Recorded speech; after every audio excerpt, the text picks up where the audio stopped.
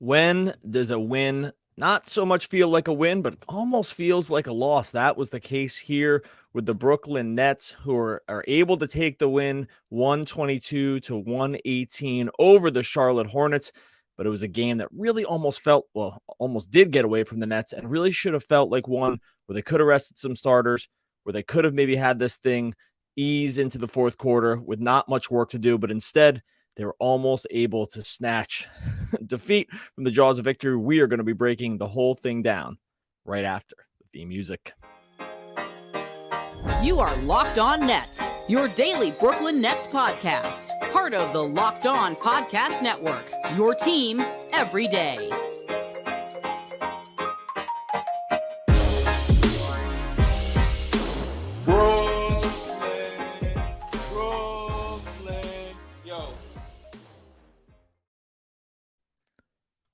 All right, welcome back to Locked On Nets on the Locked On Podcast Network, your team, the Brooklyn Nets, every single day. I want to tell you that today's episode is brought to you by LinkedIn. LinkedIn Jobs helps you find the qualified candidates you want to talk to faster. Post your job for free at linkedin.com/LockedOnNBA.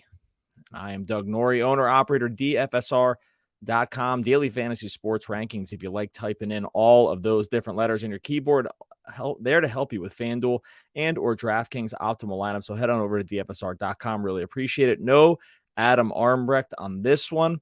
Flying solo. He's out with a prior commitment. Got a little anniversary going for our boy over there. So we're wishing him well as he celebrates some number of years with someone who really cares. It's the Nets we're talking about here tonight, baby. You got to show up after the game.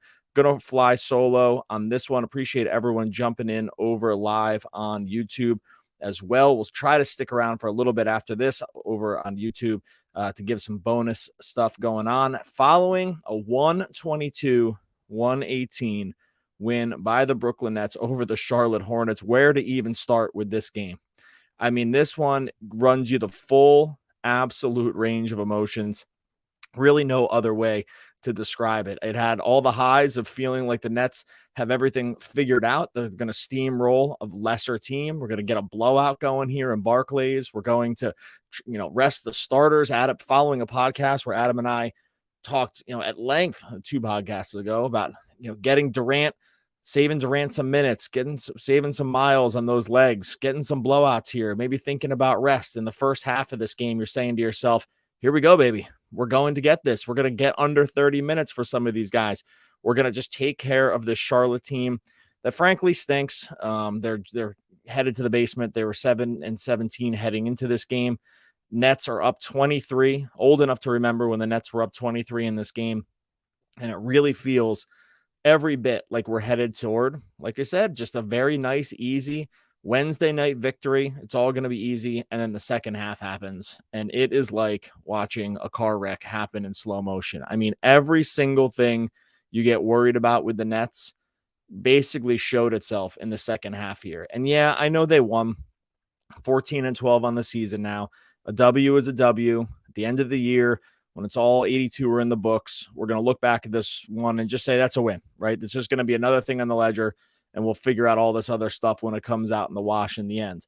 But here on December 7th, when we're kind of sweating out some of these games, we're going to try to figure out where the Nets are going to land in the standings, trying to figure out all these little ways to grab bits of rest, maybe for Durant, not have to just overexert against teams that you really should never overexert against. And here we are with this game where the Nets, again, are up 23 with a few minutes left to go in the second quarter. And in the second half, 63-49, that's what Charlotte outscored Brooklyn by. They get all the way back into this game. They cut it to 1. I mean, you're staring at this thing, wondering, like, what is happening here? How did this happen? And we'll get to some of how it happened. But on the macro sense, you're kind of looking at this, be like, this is all your worst fears confirmed about the Nets. All the things that you kind of don't want to see from this team, or, just maybe we can get a nice, easy Wednesday off, right? From stressing too much about what this team is going to do on a night-to-night basis in terms of performance.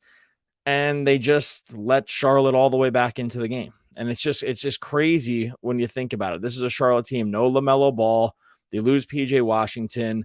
It's a team that has pretty much given up the ghost when it comes to this season. They're probably headed for the tank just because that's kind of the way their season's going.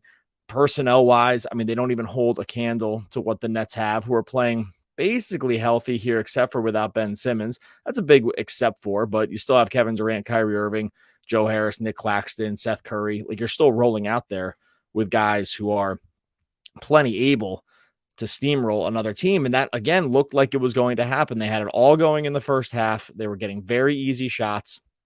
It looked like Charlotte really had no answer on the defensive end. They were dialed in enough. There was a ton of points at the rim for Charlotte, and that was something you always get a little concerned about. But the Nets are essentially trading threes for twos, and you don't really get too worried about it because that's just the way they're going to win the game. And then in the second half, it just kind of all falls apart. I will say at the beginning of the second half, I'm going to get into Durant's game, going to get into Curry's game, Irving's and Curry's game, get to talk to Terry Rozier here as well. But there was a point in the second half where I think this game still was very much in blowout territory for the Nets. There was a version of this that definitely goes a different way.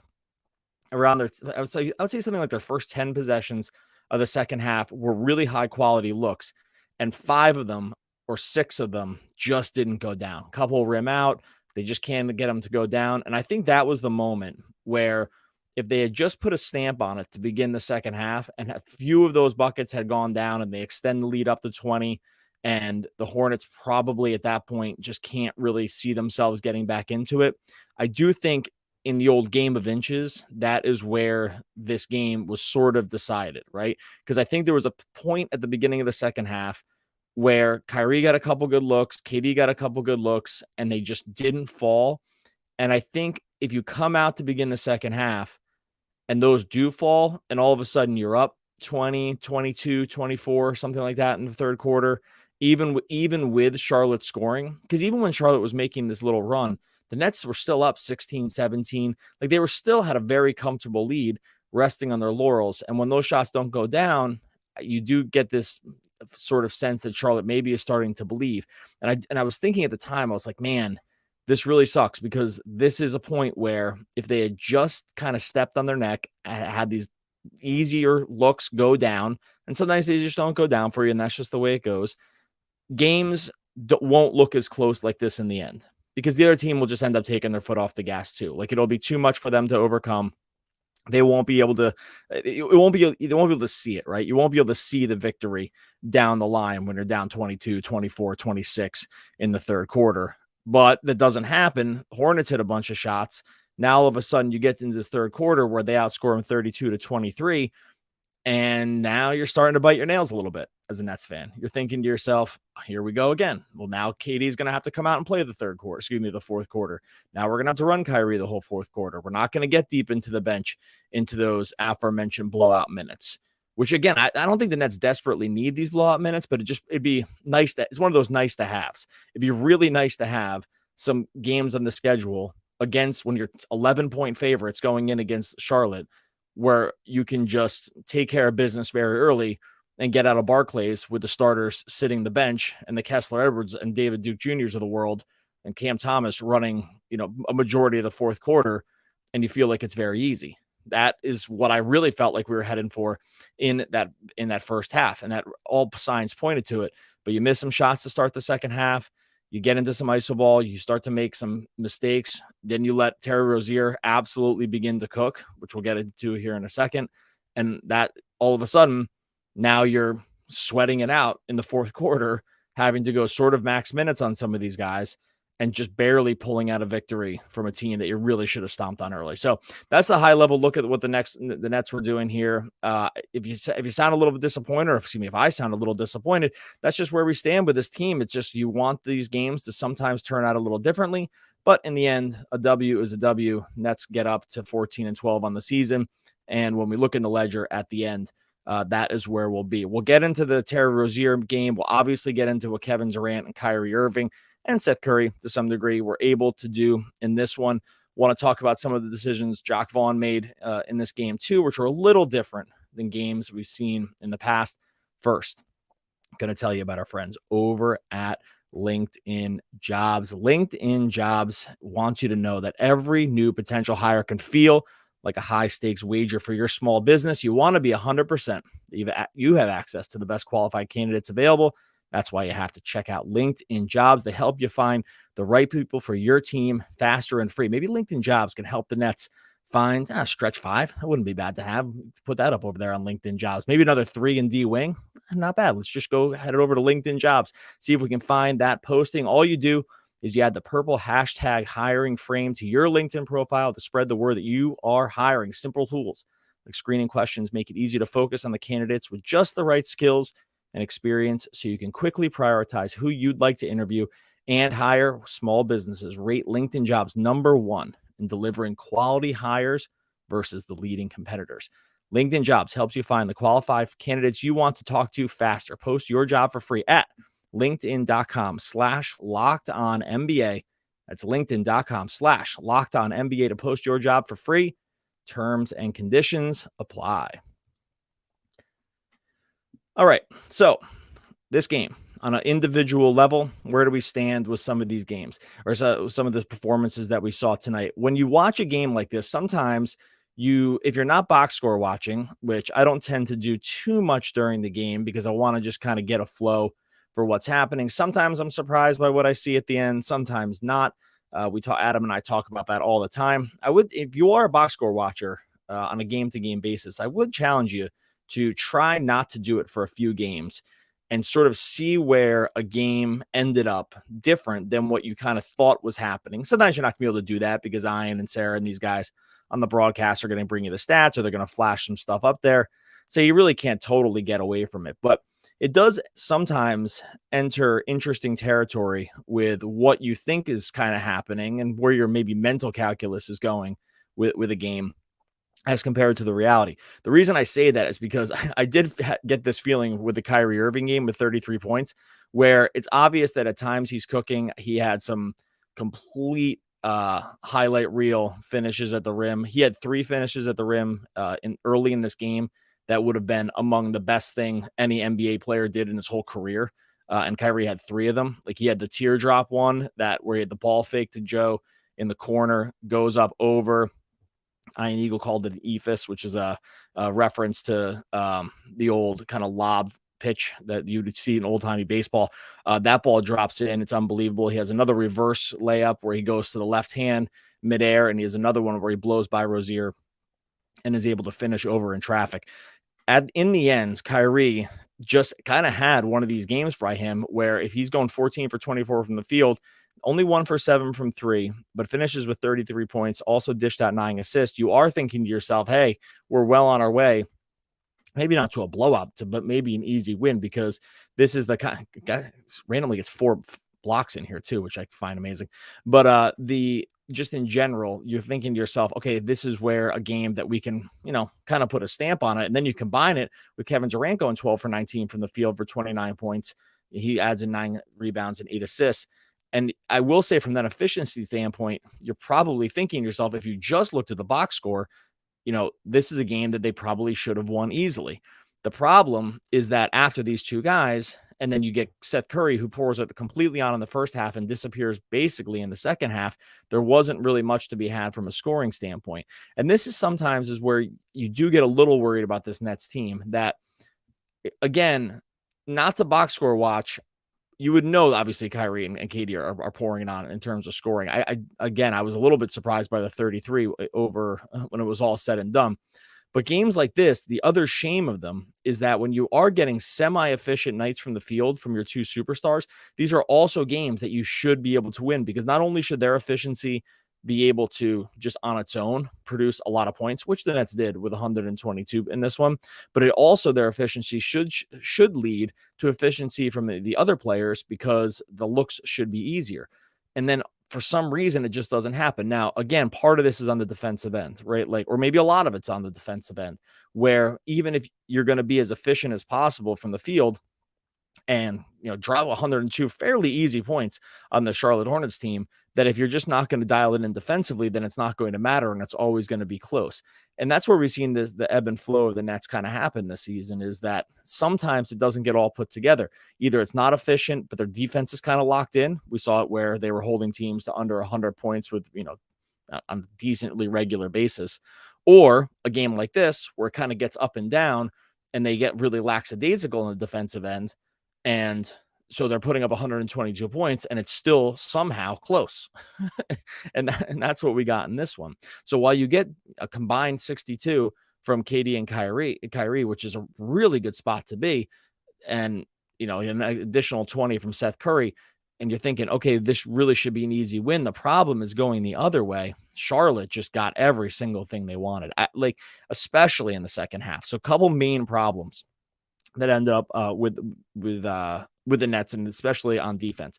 If you look at points in the paint, one thing that was very obvious early on was Charlotte was just getting everything near the basket. 66 to 46 points in the paint is a totally unacceptable number against a team that doesn't even have like an offensive big. Like Mason Plumlee is not an offensive big. It's not like they have a rim running center. They don't have some kind of, they don't have just like some kind of interior post threat, because like they try to run Plumlee out of the post, but that's, you'll take that all day. The fact that guys like Oubre, guys like Terry Rozier, guys like PJ Washington were just getting to the rim early and often in this game and being able to finish, it's just terrible. Like losing the points in the paint by 20 points to the Charlotte's team is embarrassing. You saw it even in the first half where the Nets were actually winning the game and it was still too easy in the paint. Again, they were trading threes for twos and it didn't matter as much. And you were getting enough scoring out of your main contributors that it was kind of okay. But when the shots stop falling in the second half, and all of a sudden you're still getting backdoored, you're still getting just easy looks at the rim, you're still getting just basically to the basket kind of at will. Now all of a sudden this becomes really a problem. So the 20 points difference in the points in the paint was definitely a problem for the Nets. And the other problem here was Terry Rozier. Matt Brooks, a friend of the podcast, had a great a great tweet earlier during the game about lackadaisical defense and how that can lead to opposing players, especially like rhythm scorers or guys that are of the heat check variety, like a guy like Terry Rozier, that if you get lackadaisical on the defensive end and allow these guys to start cooking, this is what's going to happen. And Rozier was a perfect example of this. The Nets way too often missed assignments, way too often got caught in switches, way too often just didn't even dial fully into a defensive assignment. Yeah, Charlotte hit a few tough shots, but Rozier ends up going 13 for 24 from the field. He ends up scoring 29 points. Oubre gets another 30. He goes 12 for 21 from the field. If you allow these guys, and I'm a little more Rozier because that was what we saw kind of in the second half. If you allow these guys to get in rhythm because you are not dialed in defensively or you're missing assignments, which is where the points in the paint thing comes in. A lot of times points in the paint is just like guards getting switched onto bigs or guards just overplaying and try to like shoot a gap because they know they're going to be overmatched. And all of a sudden you're getting shots at the basket. When those two things start happening in conjunction, then all of a sudden, yeah, it's going to be a problem. Yeah, you're going to allow 118 points to a Charlotte team that's among the worst in the league. And so it just really became this weird dichotomy of how the Nets sometimes can end up playing. Sometimes you're going to see them be kind of super efficient on offense, but then they just allow too much to happen on defense. And I really think that was most of the problem here, is that when you allow a team to start believing, when you allow them to get into their offense, when you allow them to kind of go into step in threes or, walk in threes, when you allow a few, not so many second chance points in this one, but just enough to make them believe, yeah, this ends up becoming a problem. So not to be down about this. Again, I sometimes get a little concerned with sort of being overly negative around a win, because a win in the end is a win. Said it at the top, is going to say it here, probably will end up saying it at the end. But some of these things are just so avoidable. And especially when they're of like the effort and communication style that I feel like this was, then it does kind of become one of these things like, oh man, we could have just not been here. We could have just been up 25 in the first half, in the third quarter. We could have just all of a sudden just stepped into a fourth quarter where we wouldn't have had to max these guys out on minutes. And it just kind of came down to like not letting the other team get to the rim and not letting Terry Rozier cook, like just at the wrong time, right? You got good enough games from KD and Kyrie. You got that.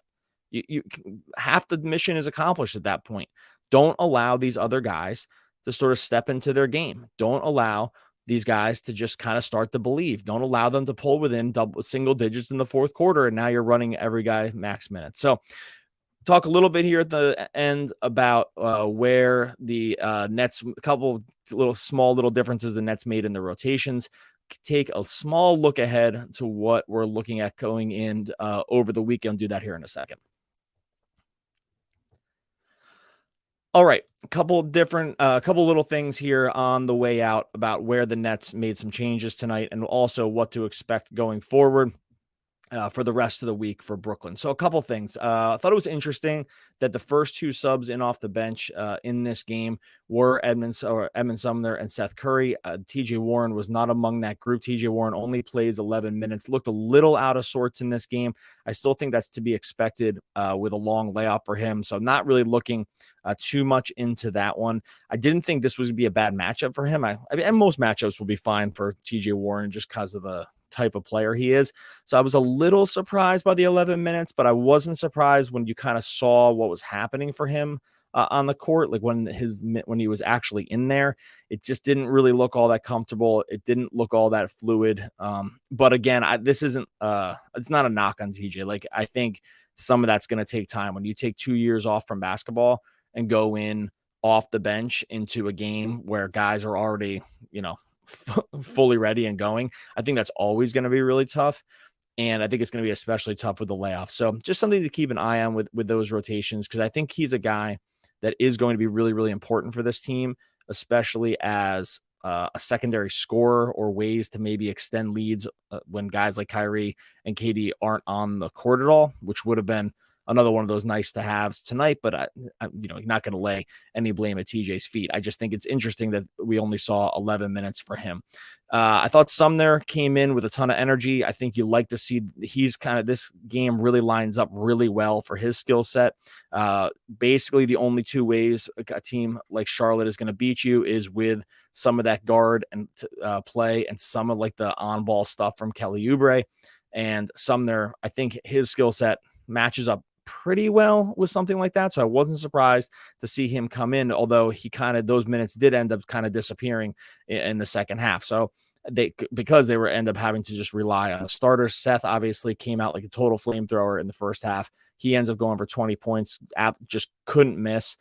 It cools off a little bit but only because from the volume. He just didn't take a ton of shots in the second half because I think he had 15 at the end of the first half and only finished with 20. But it wasn't like he was missing a ton of shots. He still finished 8 for 11 from the field and 3 for 6 from 3. Those shots it didn't end up being there for him really in the second half as much. So I don't think a fault of his, but it was just kind of weird that they weren't finding more looks for him considering how well he was shooting in the first half. But overall, we saw from Vaughn in the game against the Hornets here, a really, really small rotation. I mean, only 5 guys played over 20 minutes in this game total. We saw Markieff for 15. I mentioned Warren and Sumner. Cam came in for a 5-minute spell when Curry got knocked in the leg or in that area.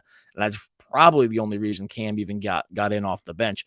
But for the most part, it was just the starters here, again, having to run a very short rotation and a lot of minutes. 36 for KD, 37 for Royce, 29 for Claxton. Thought his game was okay. He held up okay-ish on switches here, not amazingly.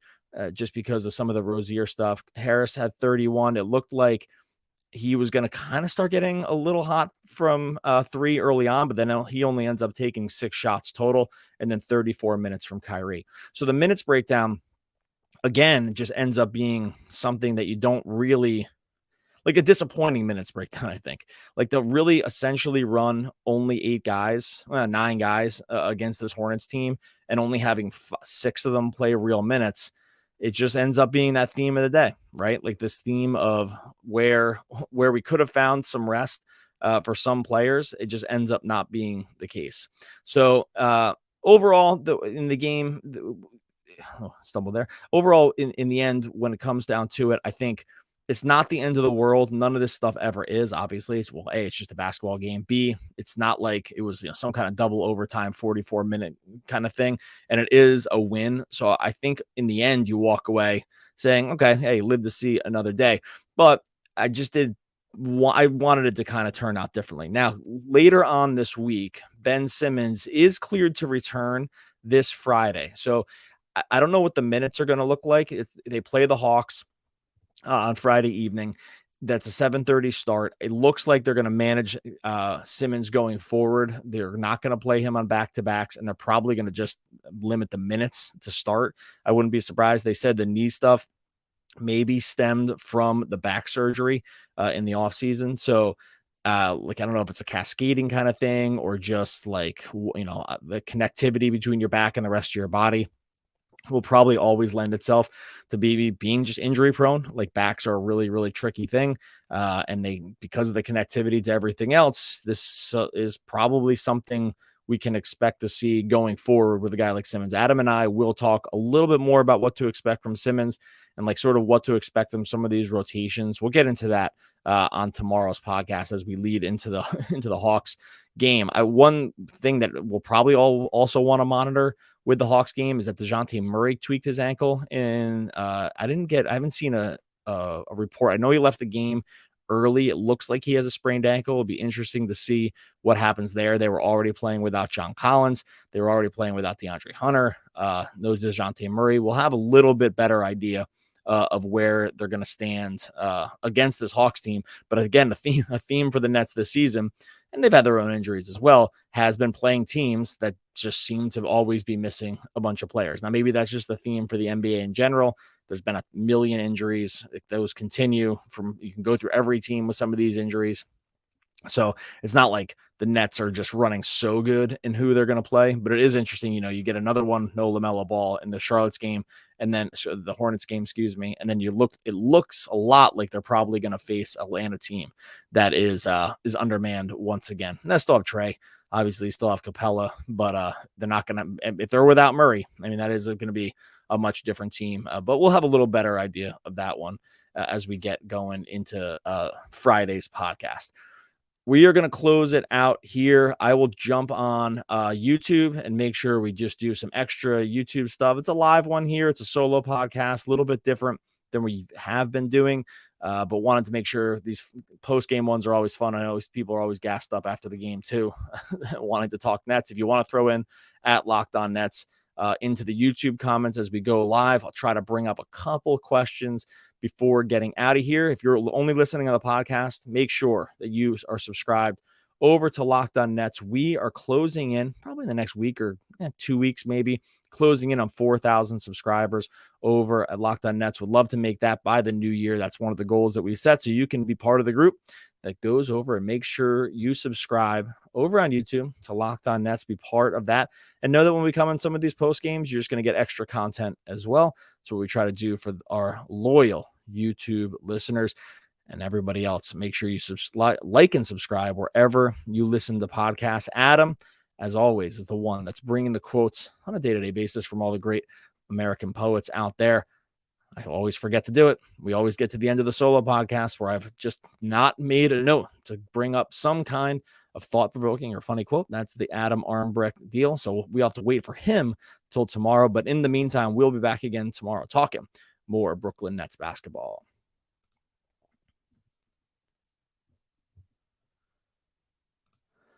All right. Going to stick around here on YouTube for a few minutes. Appreciate everyone jumping in. See a lot of really familiar faces here on YouTube. Really awesome. A lot of the stuff that, thanks for the great podcast. Really appreciate that, Martin. Thanks a lot.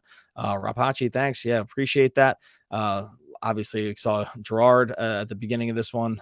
He was in there early and often. So a lot of the familiar faces here. Tiara, thanks for jumping in. Trying to do Yvonne, thanks for jumping in. Jeremy, thanks for jumping in. Appreciate. I'm gonna miss a lot of these shout outs. Sorry about that, but that's just the way it goes sometimes. Try to bring up a few of these comments, and just this is one that always gets me. Clint Capella gonna have a field day tomorrow. Yeah, that's gonna be a Friday game. But is that a Friday game? Yeah, that's Friday. That's a Friday game against the Hawks. I'm not so worried about Capella. Like, actually, guys like Capella aren't so much what the Nets have problems with. Like, they do a little bit from the Nets did clean up some of the offensive rebounding stuff from this game. Some of the second chance points weren't as big of a problem. I'm actually not as worried about the Capella piece in a game like this. Like, Claxton holds up pretty well in pick and roll, and like with being able to switch, like holding up against guys like Trey. Not so worried about like digging down against guys like Clint getting to there. So I don't know if this is exactly the kind of center that gives the Nets problems. I mean, clearly they have some size issues, although some of that has been cleaned up. Like the rebounding has, I think, been a lot better. There's definitely taking a different tack toward rebounding over the last couple of games where it's clear. Like one thing that happened, maybe Adam and I will talk about this a little bit tomorrow. One thing, if you focus in on how they're rebounding, it has looked a little different. Jacques Vaughn talked about it in one of his pregame pressers or maybe a postgame presser where were taking a different strategy. It's clear that they're actually team rebounding a little better in that one guy is boxing out and allowing others to rebound. Like before, it would be a lot of guys jumping all at once and then some guy from the other team ending up with the ball. That actually hasn't been as big of a problem over the last couple games that I've seen. I tried to kind of cue in a little bit more on this where it was one guy's boxing out the main challenger for the board, and they're allowing another guy to get a secondary rebound. I actually think that has been a little better over the last couple games. So something to kind of keep an eye on going forward. I actually be wondering if that's just something I'm seeing because I thought about the Vaughn thing or if that's something that's actually happening. But it doesn't feel like the second chance points in the paint stuff has been as bad. It's still not amazing, but it doesn't feel like it's been through the roof. Like the second chance points in this game weren't really the problem. It was the points at the rim, like slightly, same, but different in that case. So not as concerned with that maybe, but yeah, that's maybe just something to keep an eye on. This was a good one for us. This actually, I did think about this today. It says, based on your guys' podcast a couple of days ago, would you have considered letting KD rest the fourth quarter and let the team try to win without him? Yeah, I actually thought about this. I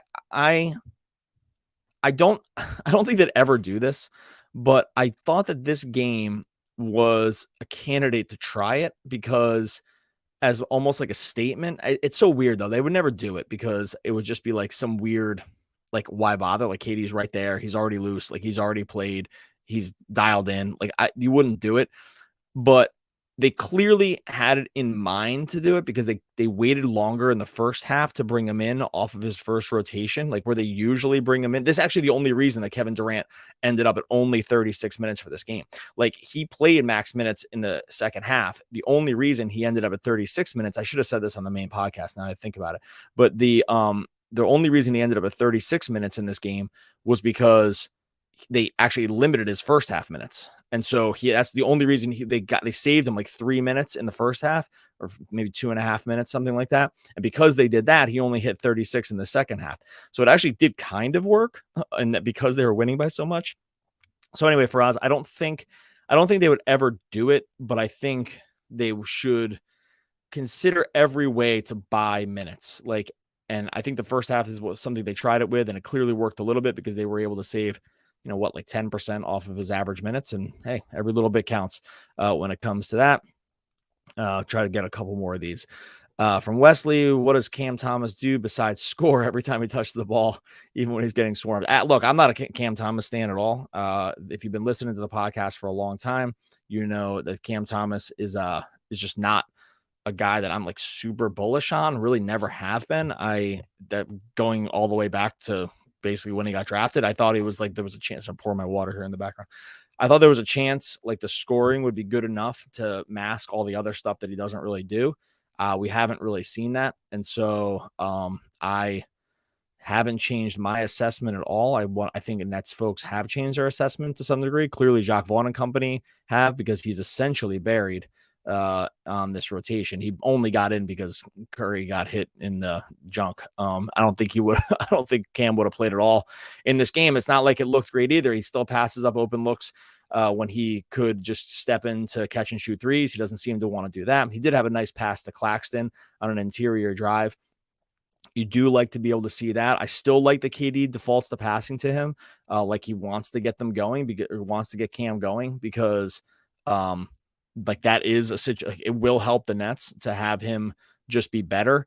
So I think like at least KD kind of wants to see it, but no, I'm with you. I don't think his game is well rounded enough to really play like a ton of minutes at the NBA level right now, just because I don't know. And look, sometimes too, like it's not totally his fault. Like he's been buried on the bench for a long time right now. It's like hard for anybody, especially a game like he plays, which is on ball and like shot creation and stuff, to just sit for really, really long stretches and all of a sudden come in and be asked to do a lot of stuff on ball. So I don't think it's all his fault in this case, but I'm not totally surprised by what we have or really haven't seen from Cam from here. So let's see if I can grab any more stuff here. I'm going to scroll up a little bit here on YouTube as we keep this going. Saw some that can't put out here to keep the old non-cursing tag going here. So if you curse, I don't think I can ever throw anything up there. All right, well, I don't see a ton here. Like I said, if you want to throw a question up for @LockedOnNets, it's just a little easier for me to see as we're going live. It's sometimes a little hard to multitask. I had to talk with my kid the other day about how multitasking is not real. She was claiming that she could do multiple things at once and multiple sort of like concentrated things, and we try to tell her that's impossible, that multitasking is a myth. You can turn your brain into a few directions quickly back and forth, but no one can do two things at once, and that's the problem I'm having a little bit with some of these comments. So if you want a question, if you have a direct question here for the last few minutes of the podcast, throw it up there with @LockedOnNets, and I'll try to answer it before we get out of here. As of right now, Nets are 14-12. They're actually fourth in the East, 6.5 games back. They're behind Boston, behind Milwaukee, behind Cleveland. Point differential +1 on the season. So that's about where you would have a 500 team. So the record's pretty in line with the relative percent index, like where they would be just based on the amount of points they've scored and the amount their opponents have scored against them. So, I mean, fourth in the East, but basically everyone in the East is between 14-12 and 11-14. Excuse me. Like the entire East, you have to go down. So it's the Nets, Hawks, Pacers, Raptors. Some of these teams just kind of finished up here. Sixers, Knicks, Heat, Wizards, and then I'm going to knock the Bulls off the end of this because they're 10-14, but all those other teams are between 14-12 and 11-14. So it's really crowded in the Eastern Conference. I think it's going to continue to be that way.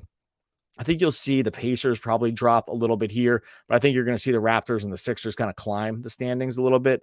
Raptors getting healthier. Sixers obviously getting healthier, getting Harden back. They still don't have Maxey, but if you're going to combine Harden and Embiid, that team is clearly like on the path to playing better. I'm not sure if the Knicks are ever going to totally figure it out. They've just been playing some weird rotations. I think you're definitely going to see the Heat climbing here. They're getting healthier again. Like Butler did come back. Hero is back now. These guys have been in and out of the lineup. So I think you should expect to see some of these teams begin to climb up the standings. That's probably something Adam and I will talk about here. Let me get a couple more and then I'm going to get out of here. This is, there we go.